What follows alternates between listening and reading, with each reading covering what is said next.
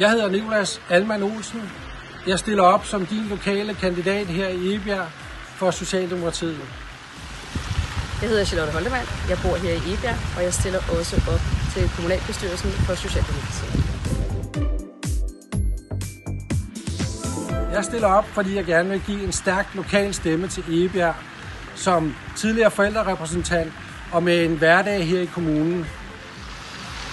Jeg har siddet i kommunalbestyrelsen de sidste 12 år, og jeg føler faktisk stadigvæk, at jeg har mere at bidrage med, så derfor så stiller jeg op endnu en gang.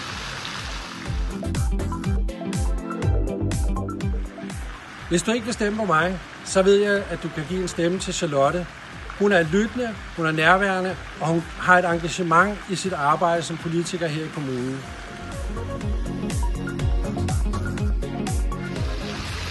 Jeg synes, du skal stemme på Nicolas, hvis det er, at du ikke har lyst til at sætte din stemme på mig. Og det skal du, fordi vi i kommunalbestyrelsen har brug for nogle rigtig gode mennesker med gode hjerter, som tænker på dig og som arbejder for dig. Og det ved jeg, at Nicolas han vil gøre. Der er valg tirsdag den 18. november, og valgstederne er åbne fra kl. 8 om morgenen til kl. 20 om aftenen. Ja, det kan man. Man kan stemme allerede den 7. oktober. Der kan man brevstemme.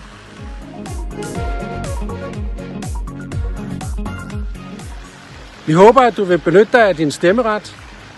Og at du allerhelst sætter dit kryds personligt på en af os.